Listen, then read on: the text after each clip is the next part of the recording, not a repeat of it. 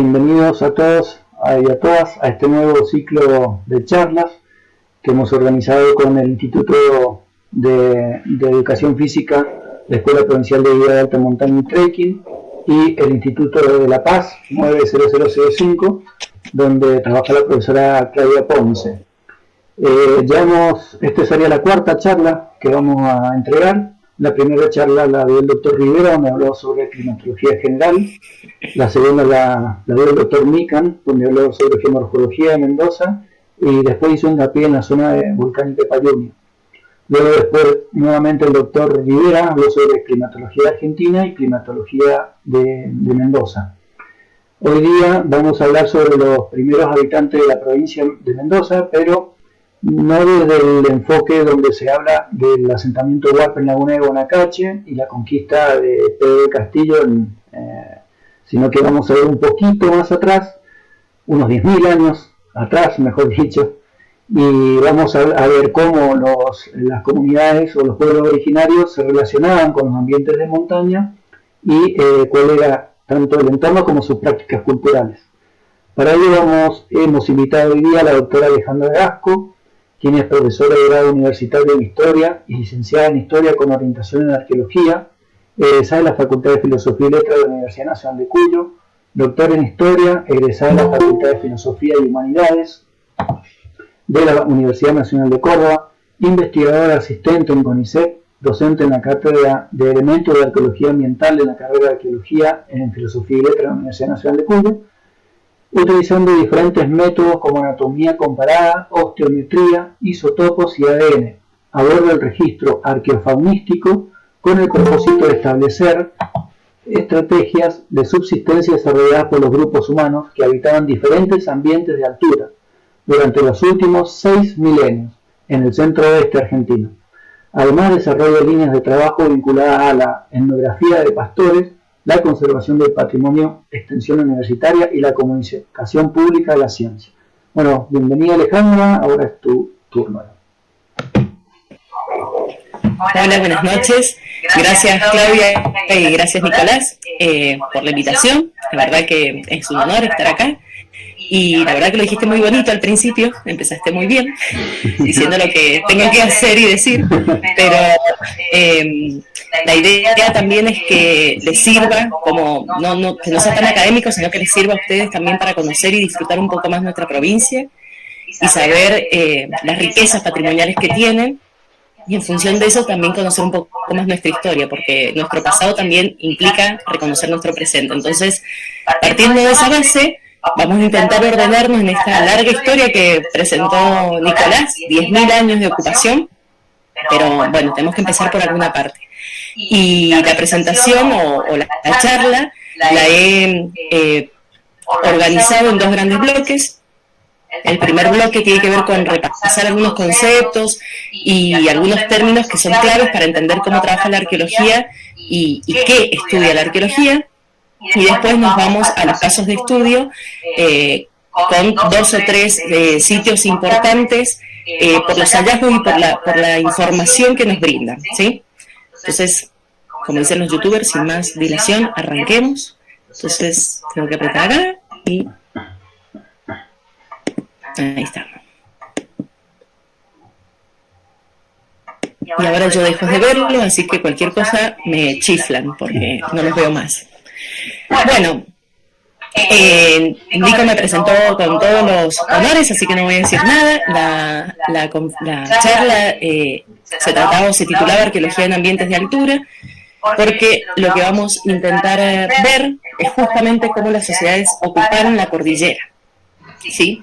Pero antes, como les dije, en el primer bloque vamos a intentar ver esto y intentar diferenciarnos, la arqueología diferenciarse de otras disciplinas. Suena muy infantil al principio, pero es clave porque todas estas disciplinas que están mencionadas ahí en la filmina abordan el pasado, pero lo abordan desde distintas perspectivas, haciendo foco en distintos objetos de estudio, y las dos primeras, la geología y la paleontología, no tienen en cuenta al ser humano, mientras que las otras dos sí.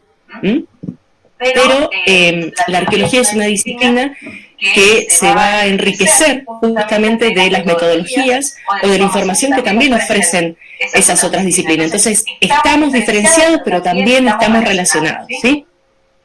Ustedes saben perfectamente que los fósiles son restos que se transforman en piedra a través del tiempo, ¿sí? Lo vamos a decir así muy llanamente, y que tienen que ver con restos orgánicos.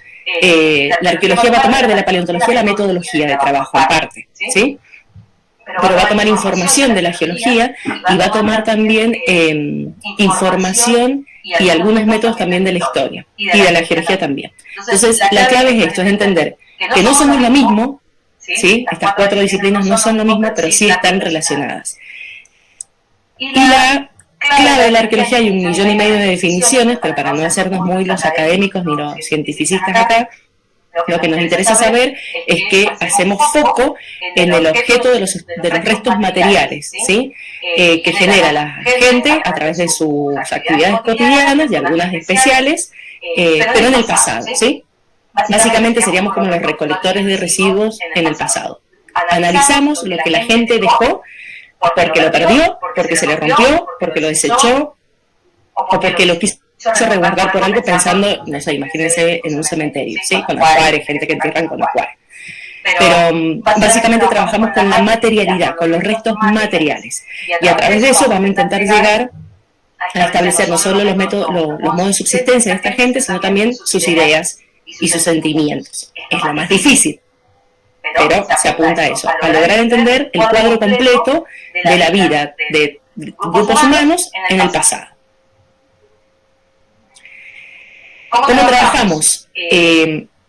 Ustedes, bueno, eran estudiantes de geografía y de guía de montaña, entonces, al campo han ido alguna vez. Entonces, lo primero que hacemos es, en laboratorio, acá me faltó una antes de prospectar, es que en laboratorio analizamos a veces las cartas o las imágenes satelitales, cartas topográficas, y buscamos lugares claves que nos parecen claves y potenciales para poder después indagar en terreno, que tiene que ver sobre todo siempre con los recursos que ofrece el ambiente en ese entorno, ¿sí?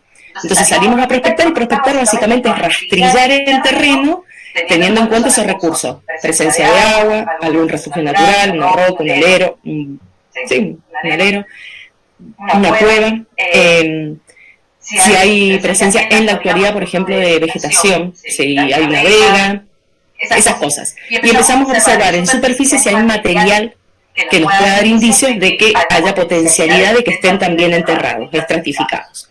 Si logramos encontrar eso, empezamos la otra etapa, que es la excavación, ¿no? La excavación sería montar en un sector, delimitar un sector en donde en general está la mayor concentración de ese material que observamos en superficie, y hay muchos métodos, ¿no?, para excavar, pero uno de ellos, o el que más se usa acá en Argentina, es extraer los sedimentos por capas de 5 centímetros. Trabajamos con un cucharín y un pincel, por si alguno no ha visto nunca una excavación en vivo y en directo.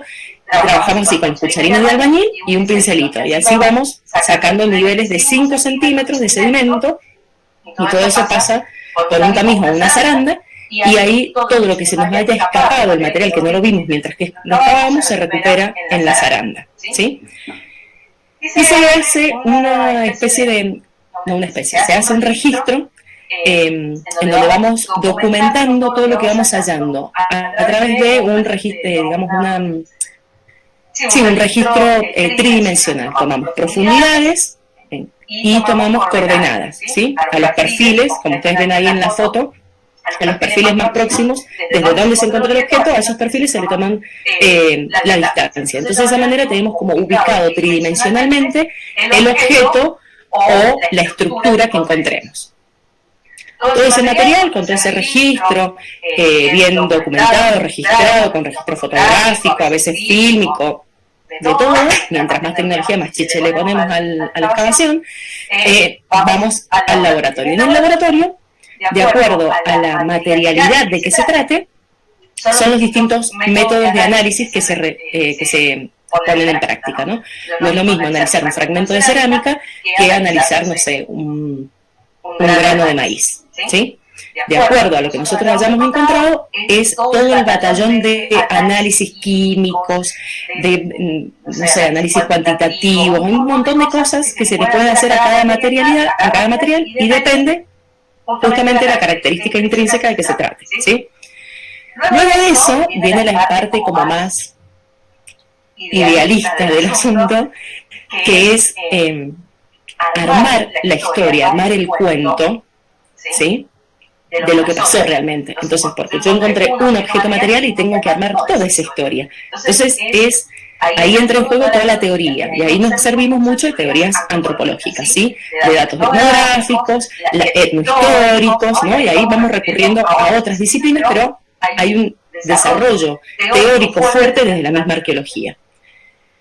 A partir de que vamos enlazando toda esa información, generamos una historia, ¿sí?, generamos una interpretación al respecto, y luego, que para mí es lo más importante, llega la instancia de la difusión de esa información que generamos.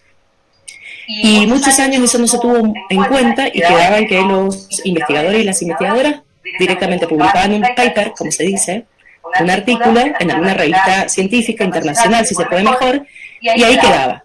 El tema es que eso para nosotros no es útil, porque es una información, una investigación que no vuelve a la comunidad, y nosotros somos parte de la comunidad. El científico, el investigador es parte de esa comunidad. Si no vuelve a la comunidad, seguimos hablando de la historia de los huarpes escrita en el año 1950. Entonces, ¿para qué estamos haciendo investigación? ¿Para qué estamos desarrollando todos estos aparatos tecnológicos, que es el que aplicamos un montón de tecnología novedosa a estos estudios, si la gente no actualiza su historia, no actualiza su conocimiento sobre la región o el lugar en donde vive, y seguimos con un discurso histórico muy antiguo? Entonces, la clave del éxito es que esa información llegue a toda la comunidad, porque de esa manera no solo reforzamos nuestro sentido de pertenencia y nuestra identidad, sino que además podemos valorarlo, podemos reconocer cómo hemos cambiado, podemos saber por qué estamos como estamos, ¿sí? Y esto también lo hace la historia. Entonces, la historia no es estática. Nuestro pasado fue pasado, pero las interpretaciones que se hacen de ese pasado no es estático y no es uno, sino que depende del contexto del investigador, del objeto que se encontró o de la historia que se encontró en su momento. O sea, hay una relación simbiótica casi entre la investigación, el investigador y los que están escuchando esa investigación, ¿sí? Esa es la idea. Para mí lo más importante es esta etapa de difusión de esos conocimientos. Entonces, en este marco, ¿qué entendemos por sitio arqueológico? Que vamos a estar mencionando esta palabra, esta idea de sitio arqueológico. En realidad es un área que está delimitada, en donde nosotros encontramos tanto dispersos en la superficie como depositados, o sea, en la estratigrafía, restos materiales dejados por la gente del pasado, ¿sí? Y cuando está delimitado es un sitio, y si no es una área, bueno, hay distintas otras escalas de análisis, ¿sí? Pero lo que nos interesa saber es que tiene que estar concentrado, como por ejemplo ese el que está en la foto, es un sitio que está en la Villa de las Cuevas, ¿sí?, en Cordillera. Otro aspecto importante del registro arqueológico, que me parece que a ustedes les va a servir, es que tiene como tres patas para que funcione esto del registro y para que se conserve este registro. Es la evidencia por un lado, el contexto y la formación y los procesos de formación. ¿Qué es la evidencia? Lo que estábamos diciendo, los restos materiales. Pueden ser artefactos, ecofactos, las estructuras y las representaciones rupestres. Los artefactos son elementos, objetos que los seres humanos han intervenido sobre ellos, pero que no son orgánicos. Los ecofactos son los orgánicos, ¿sí? Y las estructuras, es como, yo supongo que todos, sí, la mayoría de ustedes tiene que haber caminado por la montaña mendocina y ha encontrado, no sé, las pirquitas o ha entrado a alguna cueva que tiene un acondicionamiento así en un costadito con 2 o 3 piedritas que a veces sirve para después hacer el asadito, ¿no? Entonces, eso es una estructura. Acondicionar un espacio natural para poder aprovecharlo y disfrutarlo mejor, ¿sí? Incluso un fogón para nosotros es una estructura, ¿sí? Y la representación de rupestres, supongo que también lo tienen en claro, pero el ejemplo como más notorio de Mendoza es el Cerro Tumuqueral en Uspallata, ¿sí?, que tiene los petroglifos, pero también pueden ser pinturas. En cuanto al contexto, nos interesa resaltar que el contexto implica considerar la relación que se establece entre esa evidencia material y la ubicación espacial y temporal. ¿Sí? Por eso es importante, cuando nosotros excavamos, ubicarlo tridimensionalmente a ese objeto, ¿sí? Y lo hacemos a través de la consideración de tres características, que sería el nivel, la profundidad, la situación con otros objetos o la asociación con esos objetos. Entonces, el contexto es clave porque nosotros partimos de una premisa de secuencia, que es que lo que está en la superficie, más cerca de la superficie en donde estamos posicionados nosotros, hoy en la actualidad, lo que esté más cerca va a ser más moderno y lo que esté a mayor profundidad va a ser más antiguo. Pero no siempre es así. ¿Por qué? Porque ahí entran en juego los procesos de formación del sitio, y es que también me imagino que deben conocer los tunduques, que son los roedores estos, los tucutucus, que transforman una batería en una batidora el sitio arqueológico, porque te mueven el material de arriba abajo con sus galerías, con sus madrigueras, entonces te revuelven todo el material que puede haber estado súper ordenado, estratificado, ¿sí? Por el paso del tiempo, y te lo revuelven todo. O incluso nosotros, no sé, vamos mañana a Potrerillo, nos agarra un viento sonda terrible, nos metemos en un alerito, nos refugiamos de ese viento, hacemos un asadito y bueno, primero despejamos y limpiamos un poco. Al despejar y limpiar, ya lo estamos alterando.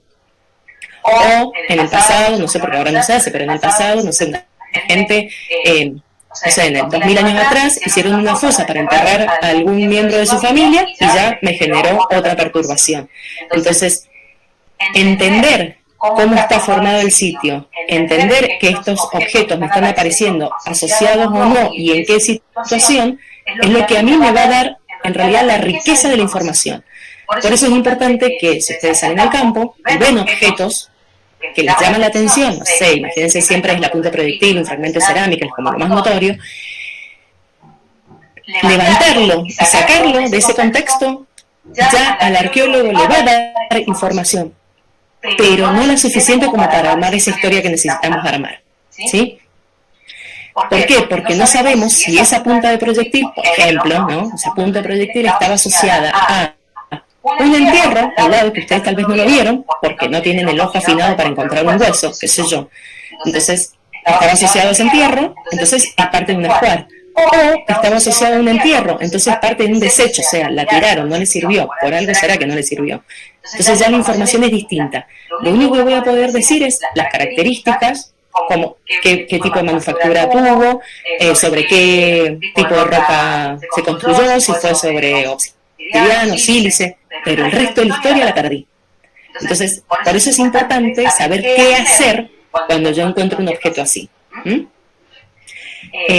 Dicho esto, ¿cuáles serían los objetos que podemos encontrar? Entonces yo ahí le pongo lo más característico, que son las estructuras, huesos de animales, que esos serían como desechos de comida, ¿no? Entierros humanos, restos vegetales, las estructuras como los fogones, ¿sí? Eso es, y esto, o sea, el repertorio de los materiales que nos vamos a encontrar va a depender de las características ambientales de la región en donde estemos. Así que está bueno que hayan tenido la clase anterior de climatología, porque de esa manera nosotros podemos entender que por qué acá no se conservan, por ejemplo, textiles y en San Juan sí, o por qué, no sé, los materiales en general en Mendoza son estos, son los más durables o perdurables, ¿sí? Y tiene que ver con las condiciones de conservación que me genera el ambiente, ¿sí? O en algunos lugares, no sé, imaginen en la costa atlántica, no se conservan a veces los restos materiales porque todo eso se descompone por la humedad, ¿sí? Entra en el proceso de putrefacción y chao, desaparecen. Y para nosotros es muy raro, por ejemplo, encontrar restos vegetales. Entonces cuando encontramos un choclo nos ponemos felices de la vida porque no lo podíamos creer, o una semilla de zapallo, porque son hallazgos muy fortuitos por un tema de conservación. Teniendo este pantallazo general, así que es la arqueología, cómo trabaja y los objetos que podemos encontrar, nos vamos a meter de lleno en el tema que nos compete, que eran los ambientes de altura. Y acá, a ver, antes de empezar, ¿tienen una pregunta? ¿Quieren decir algo? Porque no los veo, entonces no sé si están o estoy hablando sola. Pero si quieren decir algo o ¿Tienen alguna duda antes de arrancar con la otra parte? Listo, eso es un no, entonces seguimos. Ale, sí. aprovecho. Si llegas, pues, por ejemplo, que vas caminando por un valle en medio de la montaña y encontrás un artefacto o algo, ¿qué haces con eso? ¿Lo bajás? ¿Tomás el punto GPS y lo dejás? ¿Sacás foto? ¿Cuál sería lo más correcto, lo que se permite? Bueno. Claro, porque eso es lo otro. Hay legislación, ¿no? Está la legislación nacional, la ley nacional de conservación del patrimonio arqueológico paleontológico, y sí, lo ideal, lo óptimo es lo que dijiste: sacar foto, tomar un punto GPS si lo tenés, o al menos una descripción de dónde más o menos estaba, como para orientarse, y te deberías llamar a la Dirección de Patrimonio y Museos, y ahí que está donde está la escuela Mitre, enfrente de la Plaza Barraquero era San Martín y Brasil. Sí, Plaza de Barraquero. Ahí está la Shell. Enfrente de la Shell. Ahí está la Dirección de Patrimonio y Museos, y ahí hay que dar aviso. Entonces la Dirección de Patrimonio le avisa al arqueólogo que tiene concesión en esa área, de acuerdo a lo que el que lo encontró dijo, y ahí se interviene. ¿Por qué digo esto? Porque es importante lo que les decía, lo del contexto. A veces se pierden. Es verdad que también se corre el riesgo de que el objeto se pierda, porque cuando vuelven a la siguiente temporada, a lo mejor subiste, no sé, una cumbre, qué sé yo, y cuando subís a la siguiente temporada, no está, porque la nieve se lo llevó, no sé, una avalancha y se fue. Entonces es como un poco riesgoso a veces dejarlo, pero lo ideal es dejarlo, dar aviso y volver. Así se procedió, por ejemplo, cuando fue lo de la momia de la Aconcagua, ¿sí? Los sandinistas, por salir de una tormenta y no sé qué, bueno, hicieron un rodeo, llegaron por el otro lado, encontraron esto les llamó la atención, y sí, lo que hicieron en ese momento, creo que no fue con GPS ni nada de esas cosas, fue en el año 87, así que no sé si existían los GPS, la verdad.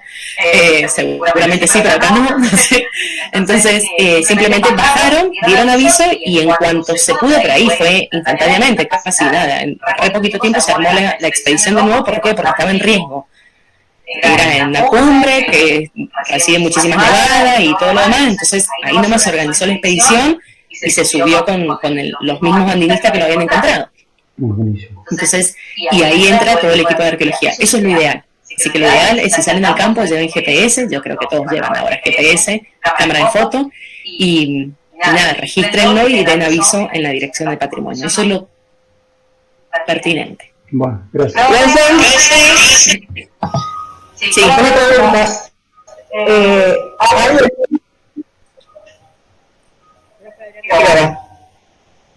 Hablando. Mira, una pregunta: ¿hay algún medio de difusión o algo por donde nosotros podamos acceder a los números de patrimonio? Porque muchas veces salimos en visitas de campo, estudios de campo con alumnos, o gente que por ahí es conocida nuestra y que le llegamos a comentar, pero imagínate, si le decimos que tiene que ir ahí a ese lugar, por ahí la gente dice: no, ya está, me dejo, y o sea, no todo lo toma la debida importancia, ¿es cierto?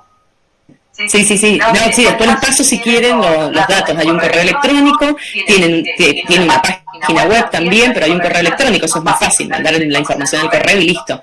Pero sí, después se les paso el teléfono y el correo electrónico. ¿Eso era lo que me preguntaba? Hola. Gracias. Perfecto. Muchas gracias. Gracias. Sí, Mariana. En el caso que encontremos y estamos, por ejemplo, nosotros que vivimos acá en La Paz, que estamos totalmente lejos, si encontramos alguna pieza o algo, ¿cómo la conservamos? ¿La podemos meter en bolsas, envolver en una tela, en papel? En ese caso, aunque estés lejos, no estás tan lejos, no es muy lejos La Paz.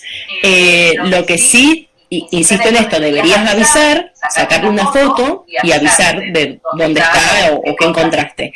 Y en el caso que no puedas, porque está en riesgo, por ejemplo, no sé, cerca de un cauce de un río y que con una crecida, que últimamente no hay ni agua, pero bueno, no importa, suponiendo que sí, viene una crecida y se lo va a llevar, bueno, ahí sí lo podés levantar, y estaría bueno que le saques una foto del entorno, del contexto, para saber cómo lo encontraste, en qué condiciones, y tendrías que ver, depende de lo que es. Por ejemplo, si es un resto vegetal, no está bueno que lo metas en bolsa porque le va a generar humedad y lo va a arruinar. Depende de lo que sea. En general a veces se usa aluminio, papel de aluminio, o las bolsitas Ziploc, eso es lo mejor para que no le siga entrando aire, y siempre la etiqueta por afuera, porque con la tinta de la lapicera también puede generar contaminación, entonces a lo mejor después no se le pueden hacer algunos estudios químicos. Por eso es complicado levantar, porque depende del objeto, depende de la característica del objeto, es como también se lo embala para que no esté alterado después, para que se le puedan hacer estudios. Sobre todo ahora, digo ahora como si fuera una vieja, pero sí lo soy, pero como hay muchos estudios químicos que se hacen, súper grosos, buenísimos, que necesitamos que tengan ciertas condiciones los materiales, si no, no se pueden hacer. Entonces, a veces por error o sin querer se contamina la muestra y ya no lo podemos realizar. Pero eso depende del material que levantes, que la idea es que no lo levantes, pero si lo haces porque está en peligro extremo de que se pierda, va a depender de eso. Si son restos vegetales, por ejemplo, no conviene meterlos en bolsa, en general en papel, y si fuera un papel especie de manteca o el papel aluminio, eso es lo mejor, el que se usa para cocinar, es. Bien, gracias. De nada. ¿Seguimos? Bien. Bueno, vuelvo a presentar. Entonces ahora arrancamos con la segunda parte. El segundo bloque. ¿Estamos bien en hora? No me fijé. Bueno, no importa. Lo que nos interesa acá es, como dijimos, que eran ambientes de altura. Vamos a empezar considerando la cordillera como un área de conflicto, ¿no? Si la cordillera realmente separa o une, como ahora, ¿no? Ahora es una frontera, nos separa. La cordillera es nuestra identidad, los mendocinos de este lado, chilenos del otro lado, ¿sí? ¿Es habitable permanentemente o lo usamos más como tránsito, ¿no? Para ir a pasear, ir y venir, o me asiento en la cordillera. ¿Qué me ofrece la cordillera? Esos son los puntos importantes que nosotros tenemos en cuenta para ver si la gente vivió en esos lugares o no. Y el esquemita que está abajo, que yo se lo señalo, pero ustedes creo que no ven el cursor, el esquemita que está allá abajo nos muestra, es un perfil, ¿sí? Que esto tal vez lo vieron con el profesor o el doctor Micam. Es un perfil de nuestra montaña, ¿no?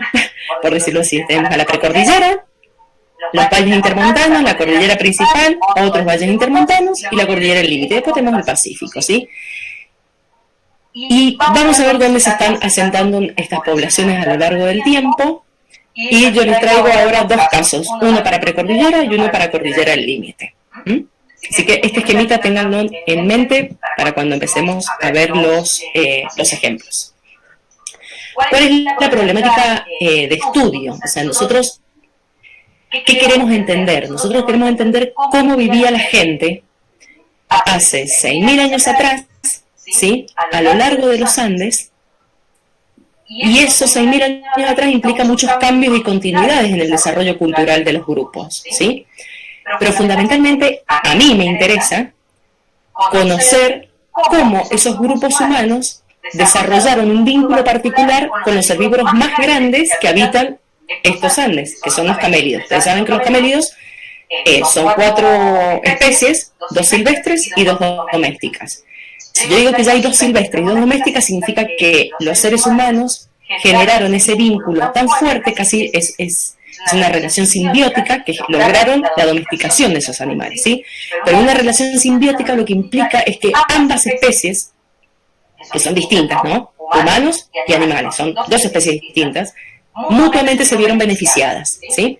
Entonces, rompemos la idea un poco de el concepto viejo de domesticaciones donde una especie se impone sobre la otra. Acá ambas especies se vieron mutuamente beneficiadas.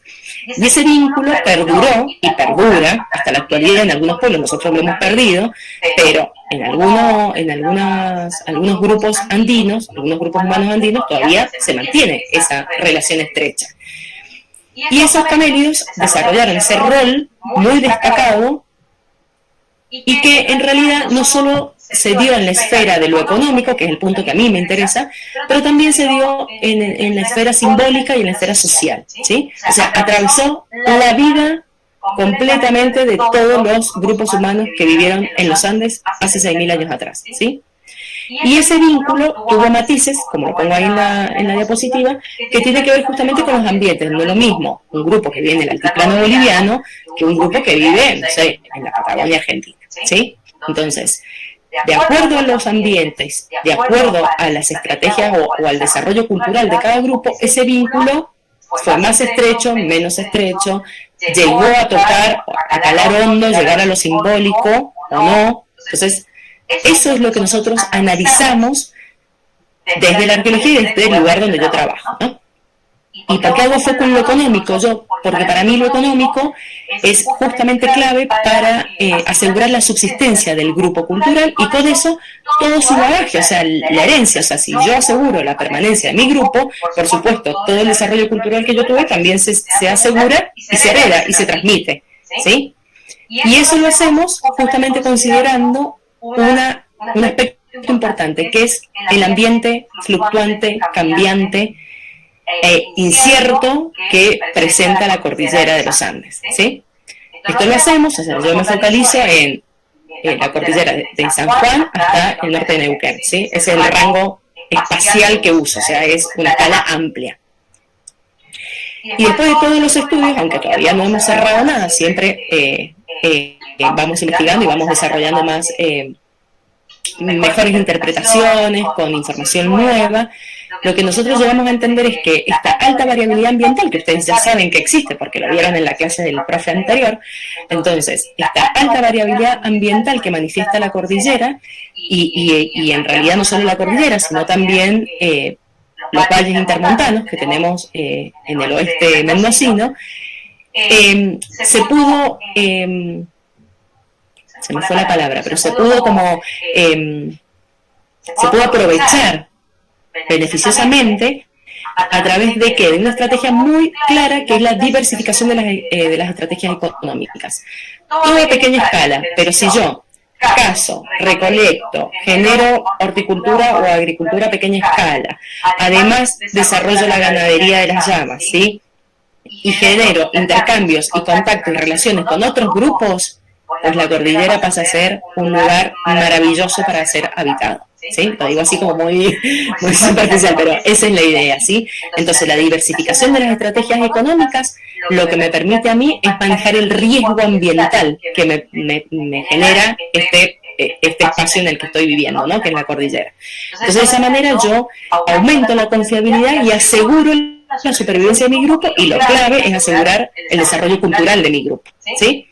Esto es como nuestro marco teórico, ¿sí? Y nosotros lo que vamos a ver es cómo esa diversificación va cambiando en estos 6.000 años, ¿sí? Y cómo va agregándose nuevas estrategias, cómo vamos incorporando de la caza a la ganadería, de la horticultura a una agricultura, cómo se potencian las redes de intercambio, ¿sí? Entonces, eso me va permitiendo que el grupo aumente en densidad poblacional y en espacios ocupados. ¿Se entiende esto? Sí, sí. ¿O es muy confuso? No, se entiende perfecto. Bien. Entonces, las primeras ocupaciones. Puse esta fotito de Pablo Saquero, que fue mi primer profesor de antropología en la Facultad de Filosofía y Letras, así que tal vez, chicos, ustedes también lo conozcan, Nico y Claudia. Él empezó a trabajar en un proyecto arqueológico que se llama Pampas Altas, que se llamaba Pampas Altas en la década del 70, 1970, en la precordillera. Y ese sitio es clave porque es un sitio que se llama Agua de la Cueva, que tal vez muchos de ustedes lo conozcan o lo hayan sentido nombrar. Es un sitio que tiene una secuencia de ocupación continua. ¿Y eso qué es continua? Que empezó hace 10.000 años atrás hasta el motoquero de ayer, del fin de semana pasado, que se comió un asado en la cueva. Continua, permanente, ¿sí? Entonces, y eso no ocurre en todos lados. Eso es difícil. De hecho, es el único sitio en Cuyo que tiene esa secuencia completa. Hay otro en el sur, en San Rafael, que también es el rincón de los... Ay, se me fue ahora el nombre. Que también tiene secuencia completa. Pero es otro contexto. ¿Por qué es otro contexto? Porque el sur de Mendoza ya es casi Patagonia y hay ciertos desarrollos, por ejemplo, ganadería y agricultura, no se dieron en esos espacios, ¿sí? Entonces, por eso, para lo que es el sur del desarrollo de las estrategias productivas, este sería el sitio que muestra toda esa secuencia. Entonces, es clave para nosotros, para los arqueólogos. ¿Por qué? Porque podemos ver justamente esos cambios y continuidades en las estrategias de subsistencia y en los patrones de movilidad de la gente, en los patrones de migración. Entonces, es como una joyita de la arqueología mendocina. Esto lo puse a modo de ejemplo para que ustedes lo visualicen. Es Pampa de Canota y Precordillera, yo estoy seguro que los que hacen montaña lo conocen, porque además es precioso, entre Payate y Villavicencio, ahí está. Más o menos, escala muy grande, entre Payate y Villavicencio está la Pampa de Canota, hay otra cosa, pero es muy hermoso, y esta cueva es enorme la cueva y tiene dos áreas, el sector norte y el sector sur. Yo no sé si ustedes lo ven, a la derecha hay una cuevita más chiquita, ahí es donde está la secuencia completa, ahí tiene los 10.000 años de antigüedad, es decir que la megafauna, ¿sí?, coexistía con los seres humanos, ahí está el registro, ¿sí? En cambio en el sector norte no llega el registro, aunque es el mismo sitio, imagínense, es la misma formación rocosa, o sea, pero el problema es que no llega a la secuencia tan temprana. ¿Por qué? Porque hay una alteración en la estratigrafía y es producto de un entierro humano en el 2400. La gente que habitó esa cueva hace 2400 años atrás falleció un miembro de su comunidad, de su grupo, y decidió enterrarlo ahí. Eso generó una fosa que me alteró toda la secuencia ordenada que está en la otra cuevita de al lado, ¿sí? Entonces, por eso es importante también tener en cuenta los procesos de formación. Pero esto es un sitio precioso. Van mucho los motoqueros, bueno, los chicos ahora, chicos y chicas que hacen bicicleta también van. Es muy lindo el sitio y es, como les digo, la joya de la arqueología del norte de Mendoza. Teniendo en cuenta ahora que tenemos 10.000 años de historia, voy a volver a esta. Teniendo en cuenta que tenemos 10.000 años de historia mínimo, al menos lo que hemos encontrado, y no podemos tener mucho más, pero bueno, no importa, ¿verdad? 10.000 años, cuando nosotros hablamos de poblaciones originarias o pueblos originarios, tenemos que tener en cuenta esto, que lo originario deberíamos definirlo. ¿Qué tan originario somos nosotros? Yo me siento originaria, pero ¿qué tan originario soy? Porque yo nací acá, todo bien, pero ¿a qué nos referimos cuando hablamos de pueblos originarios? Porque tenemos esta larga historia de gente que habitó nuestro territorio, el territorio que ahora nosotros nos sentimos propio, ¿sí? Sentimos nuestro. Entonces tenemos esto, 10.000 años, ¿sí? Se nos abrió el espectro temporal de la gente que vivió en Mendoza. Entonces eso me parece que es bueno que lo recuperemos y que lo tengamos en cuenta.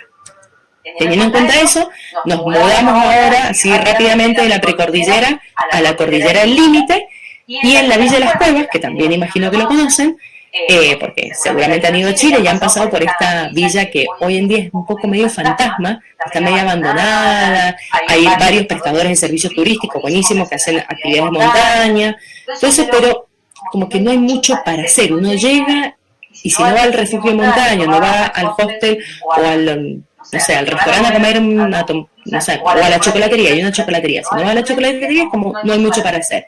Sin embargo, en el pasado fue una zona de un boom espectacular para la población y ocupar este ambiente, quiero decir.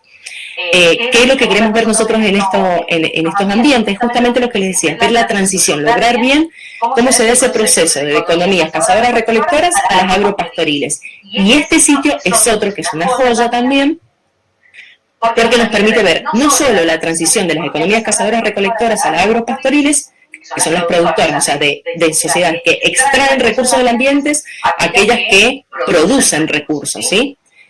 Sino también ver cómo esas que producen se encuentran con sociedades estatales, como la incaica y la española. Y acá se da en estos sitios, ¿sí? Entonces, ¿qué más voy a decir? No, eso. Vamos a entrar en detalle en este sitio. También, eso que está en el circulito abajo es la villa, que está resaltado así, es la villa de las Cuevas. Y el hermoso cerro que ven allá arriba con el glaciar, el Cerro Tolosa. Seguramente también muchos de ustedes lo han caminado o lo han visitado. Y en ese cerro, que está, ustedes ven justo encima de la villa, le llaman el glaciar del hombre cojo, no por la formita, como que tiene una pierna más larga que la otra, ¿sí? Bueno, ese cerro, hace 12.000 años atrás, no, 13.000 y 15.000 años atrás, generó una avalancha, ¿sí? Que fue producto de una remoción en masa, que esto lo deben haber visto a lo mejor con el doctor Mikan, y generó como un desprendimiento de una magnitud descomunal de rocas y bloques, pero gigantes, que se desplazaron. Ustedes ahí ven en la foto, no sé si se ve bien, pero desde una parte media, digamos, del cerro, se desprende debe haber sido por un terremoto o un desprendimiento, un deshielo del glaciar, ¿no? Sí, el deshielo del glaciar debe haber sido por eso que generó esta remoción en masa, se genera este desprendimiento, genera un recorrido descomunal, atraviesa el río Cuevas, atraviesa todo lo que ahora es la villa, pero bueno, en ese momento no estaba, ¿no? E incluso llega al otro lado del valle, ¿sí?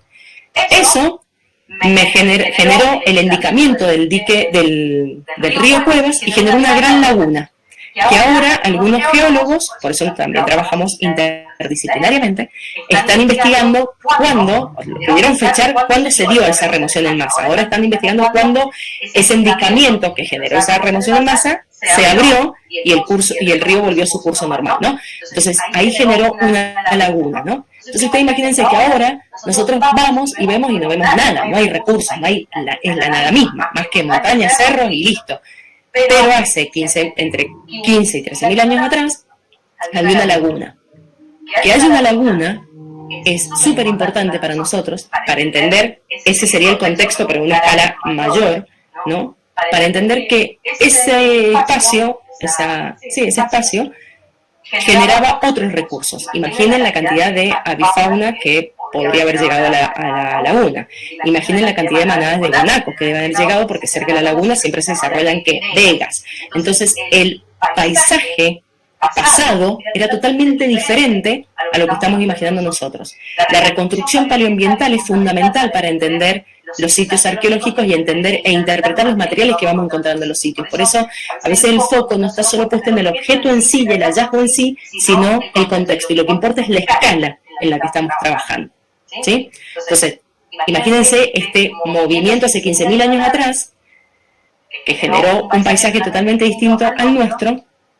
Hace 6.000 años la gente estuvo ahí aprovechando esos recursos. ¿Por qué digo 6.000? Porque en ese sitio que les mostraba al principio, que nosotros los enumeramos, entonces los nombres de los sitios no son muy atractivos, es sitio 8 Las Cuevas, no es muy atractivo, pero así se llama. Encontramos, a medida que íbamos excavando, se encontraron 2 entierros humanos de 2 niños y se hizo un estudio específico, que es un fechado sobre el hueso, y dieron 5.750 años, casi 6.000 años, ¿sí? Con los más menos son 6.000 años. Entonces, 6.000 años atrás teníamos a grupos familiares que se estaban moviendo y estaban viviendo en la cordillera. Entonces también desmistificamos un poco la idea de que los cazadores recolectores son los hombres que van a la montaña a cazar. Son grupos familiares que se están moviendo por la cordillera y que, bueno, por alguna razón X, estos niños, sus hijos, fallecieron y decidieron enterrarlos en ese mismo lugar, ¿sí? No sabemos si son nenas o nenes porque el desarrollo de las características morfológicas en los huesos que tienen que tener para poder identificar el género no se han desarrollado todavía, son muy pequeños. Uno tiene entre 3 y 5 años y el otro mucho más chiquito, tal vez 2 años o menos incluso. Entonces no podemos determinar el género, pero lo que nos interesa y lo que en realidad rompe un poco la idea es que no es el hombre solo el que va y se instala en la cordillera en busca de los recursos. Son grupos, entre 30 y 40 personas, las bandas, que se movían, pero que se están moviendo mujeres, hombres, niños, niñas, están yendo a estos lugares, ¿sí? Y hacen uso de estos recursos. de los recursos que le ofrece la cordillera. Ahí les muestro, por ejemplo, la fosa, esto para que tengan en cuenta, y ahí el ejemplo que les daba de las puntas de proyectil. Esto está asociado a unas puntas de dardo, entonces está como esa punta que está aisladita ahí, no es una punta aislada cualquiera, sino que está asociada al entierro, entonces parte de la jugada, ¿sí? Pero quería que, acá lo voy a volver, quiero que recuerden, ¿se acuerdan del esquema ese, el perfil de la montaña y la precordillera y la cordillera? Bueno, también a estos niños se les hizo un estudio específico, que es un estudio químico sobre los huesos, que se llama estudio de isótopos. Se le hizo el isótopo de estroncio, y el estroncio lo que nos determina es la procedencia. Entonces podemos saber cómo se movía la gente en el pasado, cuáles eran los circuitos migratorios. Y eso se hace a través de analizar en el hueso la composición de este elemento, que es el estroncio, y que solo aparece que hay una señal similar en las formaciones geológicas. Entonces, la precordillera tiene una señal en particular, la cordillera límite tiene otra. Bueno, no vamos a entrar en detalles, si después les interesa se lo explico mejor, pero lo que importa es que esta personita, y por lo tanto su familia, porque ella es muy pequeñita, pero su familia, vivió plenamente en la cordillera. No es que venga de la costa, porque si no tendría otra señal en ese elemento de estroncio, ¿no? Otra señal isotópica. No viene de la costa, no viene de los valles interandinos, es cordillera, su señal es cordillera neta. ¿Esto qué significa? Que este grupo, serían los primeros montañeses, ¿no? Este grupo habitó la cordillera, y como nosotros sabemos que en invierno no es habitable la cordillera porque todo queda tapado en nieve, ¿sí? Totalmente tapado, no hay nada, no queda vegetación, por lo tanto los guanacos también bajan porque no tienen nada para comer. Entonces lo que tienen que haber hecho es ese circuito migratorio que nosotros hoy llamamos como veranadas invernadas, no sé si lo han escuchado, que hacen los pastores actuales de cabras, ¿no? Que en el verano llevan sus animales hasta la cumbre para aprovechar los pastos nuevos en Las Vegas, ¿sí? Que se generan después de que el deshielo de las nevadas se derrite, ¿no? Entonces tenés todas pasturas nuevas, aprovechás eso, y en el invierno bajas y aprovechás los pastos que tenés en los valles, en los fondos de valle. Bueno, ellos deben haber hecho lo mismo, pero sin llegar a los fondos de valle. Simplemente bajaban hasta el nivel en que no hay, digamos, la cota de nieve, hasta ahí, y volvían a subir. Entonces, ese movimiento lo hacían, y seguramente lo hacían siguiendo los guanacos también lo hacen, ¿sí? Entonces, por eso volvemos a la relación, digamos, a ese vínculo estrecho que tenían estas personas, estos grupos humanos, con este herbívoro tan importante, ¿sí? ¿Qué otra cosa más? Esto es en el 6000, y como así, de un golpe vamos a ir a algo mucho más moderno, pero para que vean la secuencia completa, es que en el mismo sitio, ¿sí? En el mismo espacio, tenemos sitios de ocupación incaica. Entonces, ese sitio que tiene una ocupación desde el 6000, también llega hasta el Imperio Incaico, ¿sí? En los momentos de dominación incaica. Y ahí lo que nosotros estuvimos buscando es, bueno, ¿qué pasa si tenemos restos típicamente incaicos de esta cultura? ¿Por dónde está el camino? Porque la evidencia más cercana tenemos en Tambo, ojos de agua del otro lado de la cordillera, y tenemos en Uspallata, Tambillos, Ranchillos, Tambillitos, todos esos, que ustedes también lo deben conocer, imagino. Entonces, ¿cómo conectamos eso? Y tenemos la momia de la Concagua, entonces la Capacocha, entonces tenemos que conectar eso en una escala amplia, vuelvo, ¿no? Entonces empezamos a buscar el camino del Inca. A través de imágenes satelitales, a través del Google Maps. Bueno, ustedes van a ver, hay dos sendas, ¿sí? Que conectan, una por la ladera sur y otra la ladera norte, ¿sí? Y van conectando distintos galeritos y distintas cuevas que hay, porque se imaginan que por la remoción del masa del Tolosa y el nombre de las cuevas es que está plagado de cuevas todo este lugar, y aleritos que han servido de ocupación, y todos, o la gran mayoría, porque no hemos mapeado absolutamente todo, esa es la verdad, pero la gran mayoría tiene evidencia arqueológica, ¿sí? No todos, desde el 6000, como ese que encontramos, pero sí muchos modernos, ¿sí? Modernos me refiero yo porque estoy acostumbrada a trabajar con lo más antiguo y es lo que más me gusta, pero moderno me refiero a incaico, que no es tan moderno, pero incaico. Entonces, lo que empezamos a buscar es unir puntos. Bueno, ¿desde dónde se ve la Capacocha? Bueno, la Quebrada del Navarro, por ahí se ve, hay una pacheta. Empezamos a caminar, encontramos una pacheta, y vamos viendo y vamos uniendo. Lo interesante de todo esto es que aparecen, esto es el material que apareció en ese sitio, ustedes ven abajo es un plato, se le llama plato pato inca, es parte de una ofrenda. Entonces, ustedes saben, yo imagino que algo saben de los incas, que hacían pagos y ofrenda a los dioses para transitar la cordillera, porque adoraban las montañas, los apus, ¿no? Entonces, imagínense, si tienen un lugar sagrado, como es la Capacocha, como es la momia, y hacen todo ese ritual para llegar y peregrinar hacia ese lugar sagrado, tenían que hacer pagos. Esto es parte de un pago que se le hace a los dioses, a los apus, a la Pachamama, ¿no? Para poder ascender, o por ahí para descender, para transitar el cruce, ¿sí? Los caracolitos que están arriba, ahora se me fue el nombre científico de esos caracolitos, pero imagínense, la lineecita blanca que está abajo es la escala. Eso representa 1 centímetro, la línea blanca. Esos caracolitos están perforados, formaban parte de un collar. Y esos caracolitos eran muy importantes para los incas, representaban por el color rojo, es muy simbólico, vienen de la costa pacífica de la Araucanía. No vienen ahí nomás, vienen del sur de Chile. Entonces, hay un tráfico de bienes suntuosos, de interés, para hacer actividades simbólicas, ¿sí?, que se nos escapa totalmente de las escalas que nosotros manejamos y nos quedamos con la idea del objeto chiquitito que encontramos en el sitio. ¿Me entienden esto? A eso apuntamos, a ir viendo cómo los objetos que vamos encontrando en los sitios arqueológicos, ¿sí?, a veces no es tan valioso el objeto en sí mismo, sino la información que nos da en función de cómo está asociado a otros elementos e incluso al paisaje, al ambiente en el que la gente habitó y desarrolló esas actividades, y por eso encontramos los restos que encontramos, ¿sí? Esa es como la idea general, y lo que me interesa remarcar es que tenemos una diversidad y una riqueza patrimonial muy grande en nuestra provincia, y que a veces la desaprovechamos porque o nosotros los investigadores no sabemos llegar a la gente, o la gente se queda con un discurso a veces viejo de lo que quedó y nada más, de lo que fue nuestra historia. Pero ustedes imagínense, en un solo lugar tenemos del 6000 hasta lo inca, incluso lo colonial, ¿no? Entonces, la Villa de las Cuevas es un lugar fantástico, tiene muchísima información, incluso histórica.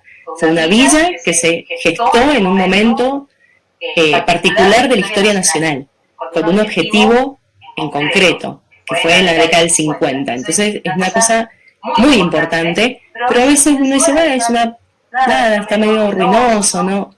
Pero la información que alberga ese lugar es increíble, desde la remoción en masa de hace 15.000 años atrás, hasta, no sé, ayer con, no sé, la información del último que subió la Concagua, que lo hizo en poco tiempo y descubrió algo nuevo allá arriba. Entonces es súper importante la información y la riqueza patrimonial que tenemos para poder conocerla, y sobre todo, ¿saben qué?, para disfrutarla. Eso es. No tengo nada más para decir, creo que he llegado justo a la hora. No sé, espero que sí, que no les haya aburrido mucho. No, excelente, ahora llegó re bien, sobra minutos todavía. Lo que quería preguntarte, bueno, después si van a ir elaborando preguntas, la pueden hacer por chat o habilitarse directamente el micrófono, es mejor.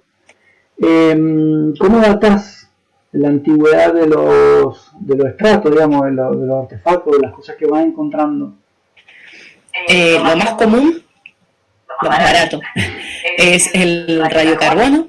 Y es que cuando vos vas excavando y encontrás fogones, se encuentra carbón. El carbón lo embolsás, lo separás sin manipularlo con las manos, y eso se manda a un laboratorio, que es barato cuando lo hagamos en el laboratorio acá en Buenos Aires. Se le hace un estudio que se llama el radiocarbono, medir la cantidad de carbono que tiene el objeto, el material vegetal ese, y ahí te da una fecha.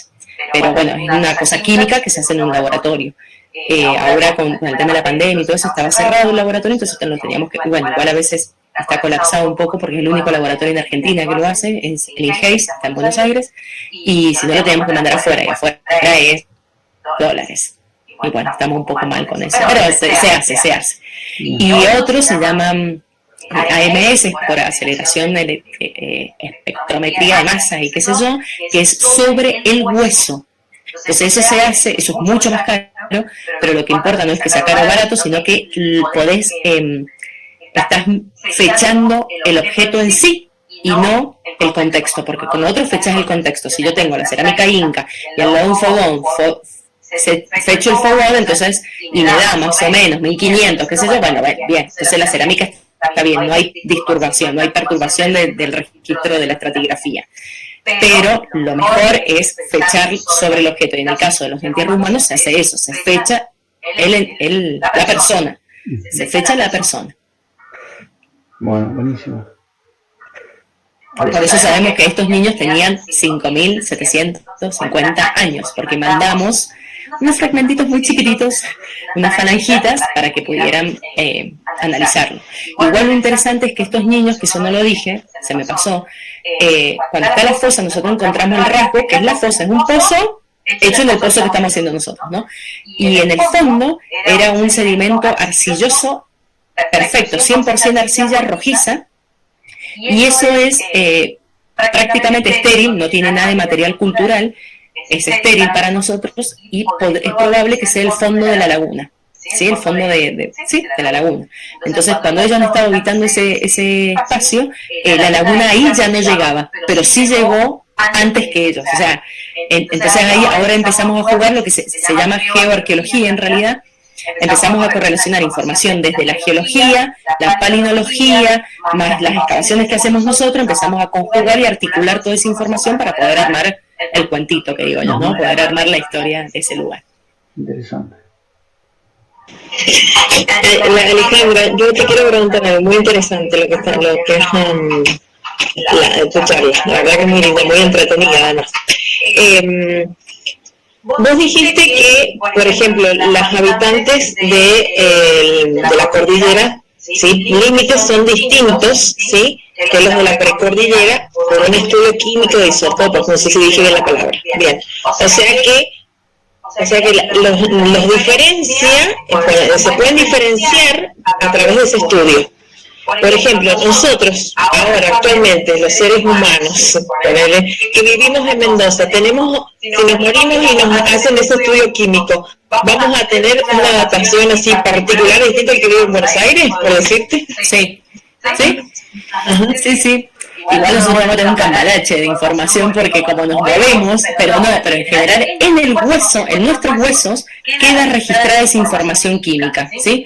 Tiene que ver con el agua que tomamos, que viene de esas formaciones, y bueno, a ver, lo explico desde el principio. Lo primero que hay que hacer para poder usar esta información química es lo que se llama ecología isotópica. ¿Qué es eso? Es muestrear, primero, en la actualidad, hoy muestreamos el agua del río de las Cuevas, ¿sí? Muestreamos el agua del río Mendoza, se le toma muestra a los roedores de las cuevas, roedores de Punta Vaca, roedores de... ¿Por qué? Porque esos animales se mueven poco, ¿sí? Muestreamos a los camélidos, a los guanacos de distintas regiones, plantas de distintas regiones. Todo eso tienen una señal de este elemento químico que es el estroncio y que es particular de acuerdo a la formación geográfica, a la formación geológica. Cada formación geológica tiene una señal en particular. Entonces, nosotros al tener como desde la formación en sí, o sea, el sedimento, ¿sí? La piedra, tiene esa señal química, después el ratón ya la va a tener modificada porque no es la roca en sí, sino que es un ser que está tomando agua que pasó por esa roca. ¿Se entiende? Es como una cadena. Entonces, el roedor toma agua que no toma agua sino que a través de la planta, pero bueno, y la planta con sus raíces toma agua que pasó por esta formación geológica, ¿sí? Entonces van teniendo diferentes señales, pero muy próximas a la de esa formación geológica en donde están. Entonces, si nosotros tenemos esa información de base, después le hacemos el mismo estudio a las personas y podemos saber de dónde vienen. Se hacen estudios de migración con eso. Por ejemplo, todavía no sale publicado, pero después se los puedo pasar, es un trabajo de un entierro en Barrancas, Maipú, Mendoza, de un entierro es fantástico en abanico de 2400 años atrás, bueno, un montón de cosas, y se determinó que hay una mujer de ese entierro que no es de Mendoza, viene del Valle de Uco, o sea, no es de Maipú Barranca, no sería maipucina la mujer, es del Valle de Uco. ¿Por qué? Porque la señal que tiene ella en esos huesos, la señal de ese elemento químico, no corresponde al de la zona de Barrancas, ¿sí? Corresponde, porque ya tenemos el mapeo de toda la ecología isotópica de la región, corresponde a una persona que vino del Valle de Uco. Entonces ahí que empezamos a interpretar relaciones de parentesco, ¿sí? Migración de las poblaciones, casamientos, ¿sí? Para generar el pool genético de la población, porque si no nos casamos entre nosotros y vamos a tener problemas. Entonces, ¿sí? O sea, no sé si se entendió, pero esa es la idea. Es un análisis fantástico, fantástico. La verdad que sí, la verdad que sí. Y una preguntita capaz más, un poquito más estúpida, no sé, porque vos lo nombraste y lo nombraste mucho. ¿Cuál es la diferencia entre un alerito y una galería? Porque vos lo nombraste, una cueva. Una cueva y un alero. Eso. Ajá, el alero, no sé lo que sería el alero. Es como simplemente un reparito, es como que tenés el bloque y vos solamente te podés poner ahí nada más. La cueva tiene una profundidad. Como lo de las casas, un alero como una casa. Una casita, es tal cual eso. Entonces, estos, por ejemplo, son aleros, los de las cuevas, ¿sí? Los que nosotros hemos trabajado son justamente aleros, porque tienen, como la foto, miren, se las vuelvo a pasar, a ver, para que lo vean mejor, pero es apenas un resguardo nada más. A ver, ¿dónde está este? Ese. Es apenas. Lo que pasa es que igualmente, imagínate, la persona, ese es Víctor Durán, es un arqueólogo, es mi jefe, pero está ahí, o sea, esa es la superficie actual, ¿no? Pero la gente habitó, la superficie actual de la gente donde está el pozo, ¿sí? Entonces, a veces solo entras sentado, nada más, no puedes estar parado. Y hay cuevas, imagínense la caverna de las brujas, qué sé yo, eso ya es caverna, ya pasó a otra instancia, pero el alero es eso, es un pequeño reparo nada más. Perfecto, muy bien. Que a veces se reacondicionaba. Por ejemplo, se le hacía un pircadito, que el pircado es poner una piedra sobre otra y la vas cerrando, después le pones un toldo, le tiras un cuero arriba, entonces ya lo cerraste un poquito más. Y eso está, en general aparecen en las que hay 10.500 millones de aleros y cuevas ahí en las cuevas. Entonces, ¿a cuál vamos a excavar? No podemos, no tenemos tiempo ni disponibilidad de personal para excavar todo. Entonces, ¿qué se hace? Se van fijando esas cosas. Los que tienen 2 o 3 piedritas ahí, medio como que lo están cerrando, lo recondicionaron mejor, esos son los que tienen más potencialidad de tener material. Una pregunta, Alejandra, por ahí no pude comentar más temprano, ¿no? Porque me enganché un poco más tarde. Es puntualmente lo que conocemos como la quebrada del Derrumbe, donde se hallan los cuerpitos. Es literalmente al lado de la ruta. No sé si conoces el refugio de montaña de Carlos Tejerina, a lo mejor. Bueno, al lado, es el patio de la casa. Es el patio de la casa de él. Ahí es un alero que está justo, por eso es divino trabajar ahí también, porque no tenés que, o sea, cuando éramos más jóvenes sí nos gustaba ir a la montaña, hacer cosas. Ahora vamos re bacanes, porque llegás en el auto, estacionás, te bajás, vas al hotel, vas al hostel de Tejerina, bajás tus cosas y te vas al patio y excavás. Es como maravilloso, es una cosa que no se puede creer, pero es ahí. Y de hecho nosotros hicimos una actividad de extensión que fue la excavación abierta en el 2018, 18-19, dejamos la excavación abierta para que el público participara, los turistas excavaban, nos ayudaban a excavar, y dejamos cartelería, así que si van, ahora van a encontrar 2 carteles que hablan justamente de esto, de la avalancha del Cerro Tolosa y de los niños del 6000, de los cazadores recolectores. Entonces, y hemos dejado, obviamente, las excavaciones, eso no lo dije, mira, gracias Guido por preguntarme esto. Las excavaciones no quedan abiertas, un tema de riesgo, ¿no? Entonces, imagínense que a veces llegamos a 2 metros de profundidad, 3 metros de profundidad, entonces no puedes dejar un pozo así abierto en el medio de la montaña. Entonces lo que hacemos es, se lo reacondiciona con, ahora usamos la tela, la media sombra, ¿sí? Para marcar cuál es el área que se excavó, se lo vuelve a tapar completamente y queda, acá no pasó nada. De hecho, pusimos unos durmientes para que se sentaran, porque mucha gente, como en las cuevas no hay donde, vos a veces tenés que esperar el turno para ir al Cristo Redentor y qué sé yo, no tienen dónde estar, se iban a ese alero porque te frena un poco tanto viento. Entonces pusimos unos banquitos, qué sé yo, como para que la gente lo aproveche de paso, sin que nos hagan pozo, pero que los aproveche. Entonces tenés la cartelería informativa y un banquito para tomarte unos mates ahí un rato mientras que esperas tu turno para subir al Cristo o tomarte el chocolate en la chocolatería.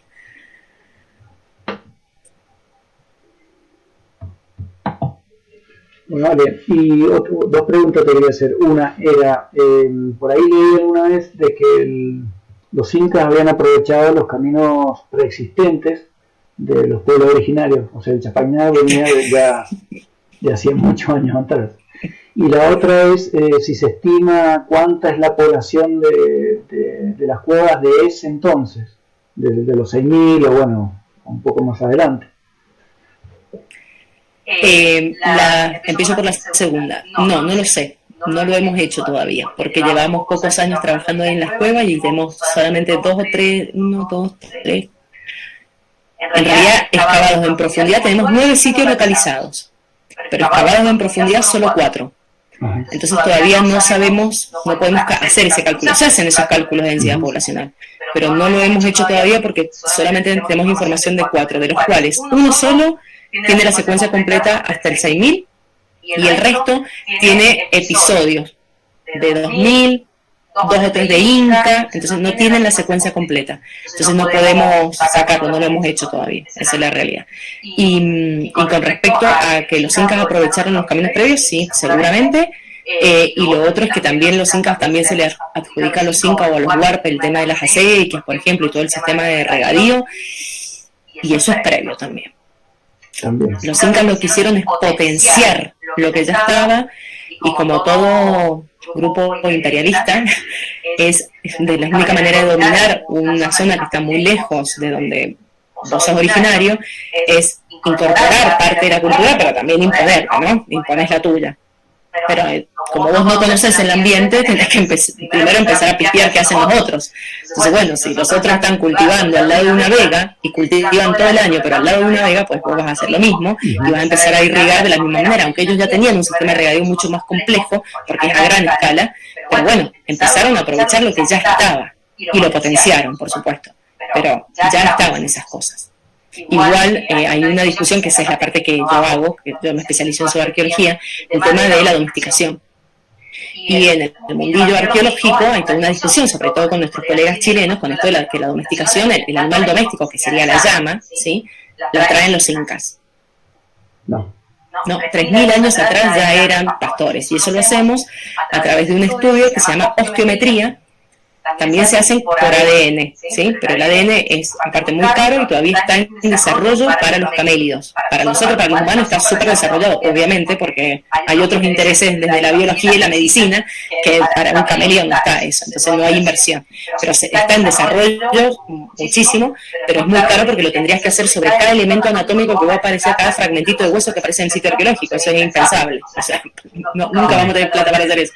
Pero sí se le hace este estudio que se llama osteometría, que es básicamente medir los huesos y, a ver cómo lo hago corto para no...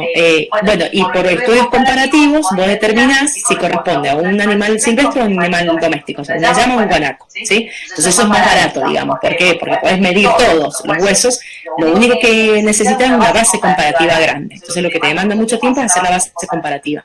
Tenés que medir muchos guanacos y llamas modernos para saber cuáles son los rangos de tamaño y forma de esas dos especies. Y nosotros eso lo hicimos para varios sitios, para 9 sitios de sitios arqueológicos con secuencias así completas de Mendoza y San Juan, y lo que nos daban es que, y después fechábamos los huesos directos, eso sí lo hacíamos, y nos daba que más o menos entre 3.000 años atrás ya la llama estaba, o sea, como producto terminado. También tengan en cuenta que el proceso de domesticación es eso, es un proceso, y no se dio de un día para el otro, implicó miles de años, ¿sí? y que empieza con una caza especializada. O sea, yo no ando cazando un ratoncito o cualquier cosa por ahí. Me focalizo y cazo el guanaco. ¿Y cómo lo cazo? Y controlando cómo se mueve, qué es lo que come, cuál es su comportamiento, conociéndolo al bicho. Yo me arrimo, puedo generar esa relación, el bicho deja de asustarse conmigo, con mi presencia, y ahí empieza el proceso, cuando empiezo a cuidarlo de, por ejemplo, de otros predadores. Alejo a los pumas para que no me perturben la manada de guanacos.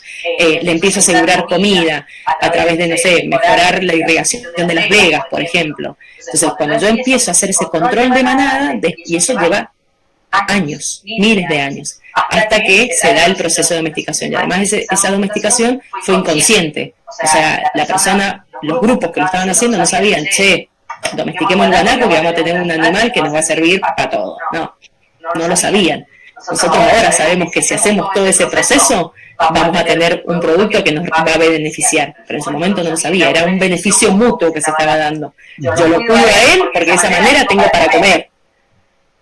Entonces ahí empezó, pero era inconsciente. No se sabía lo que iba a resultar de eso. Y bueno, resultó un animal que es divino.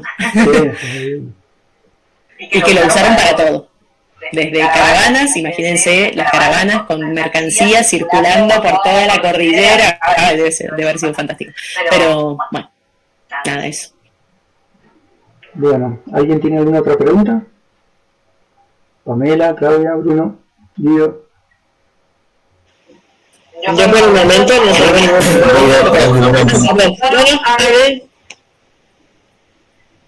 Vuelvo un poquito sobre algo que ya se habló de cuando si llegáramos a encontrar algo. Vos dijiste que lo llevemos a una dirección. ¿No hay algún celular o alguna para hacerlo algo más práctico y por ahí más más rápido, por esto que vos decís también de que hay que optimizar los tiempos porque se puede por ahí volver a tapar o lo que sea?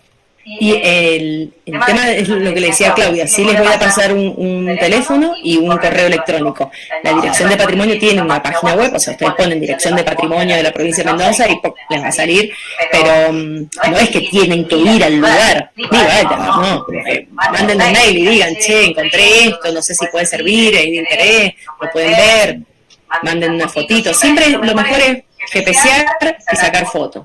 Eso, y obviamente ubicarse. Yo a veces me pierdo, pero ustedes que manejan mejor la cordillera, por ahí se ubican y dicen, bueno, estaba cerca de tal cerro. Aparte ustedes saben los cerros de todo. Yo no, el Nico a veces me dice, cerca del cerro tal, qué sé yo, cuál es el cerro tal, pero por ahí con esos datos sirve. Sí.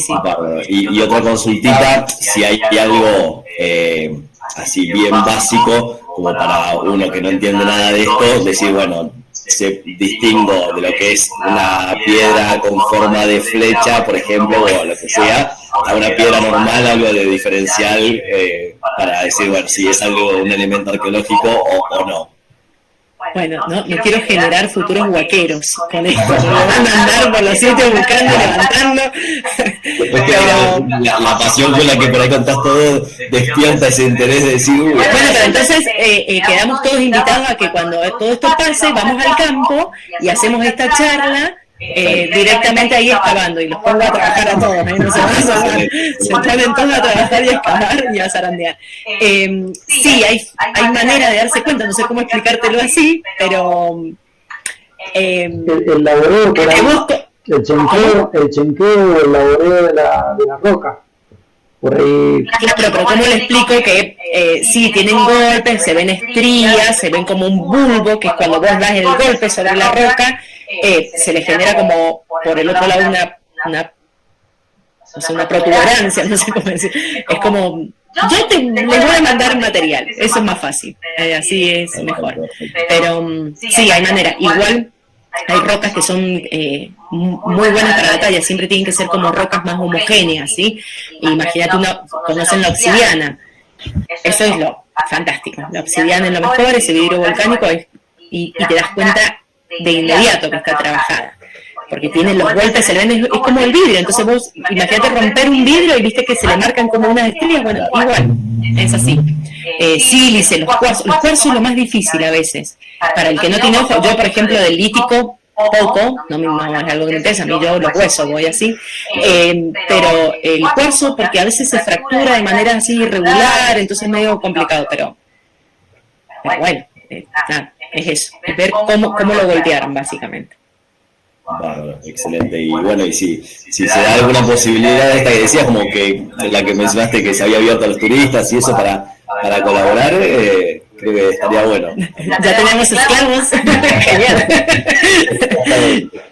No, eso sí, siempre, mira, nosotros siempre las tenemos abiertas, pero esa además se publicitó, o sea, era, y como es en una zona turística, que es re fácil cruzar la ruta, el tema es cruzar la ruta con los camiones, esa es la aventura, esa es la gran aventura, cruzar la ruta mientras que pasan los camiones, pero es súper sencillo, es ahí, está atrás de la casa de Tejerina, del refugio de montaña, no sé cómo se llama, Guido, ¿vos sabés cómo se llama? Decía así, refugio de montaña, creo.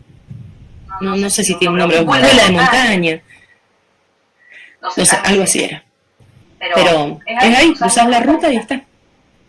Así que eso es fácil de llegar y sí, estaría bueno, por supuesto, yo ya me metí, qué sé yo, pero digo, cuando quieran hacer una charla así, pero más que sea charla, o sea, ida y vuelta, con mate, que podamos tomar mate y ver material. Porque eso es lo lindo. Yo ahora intenté ponerle fotos lindas, pero no es lo mismo ver una foto que verlo en vivo y en directo. Sí, nada. Perfecto, gracias. No, nada. Bueno, ¿alguien más tiene alguna pregunta? Parece que no. ¿Ale, querés agregar algo más antes de despedirnos, cerrar? No, eso simplemente está bueno después pensar.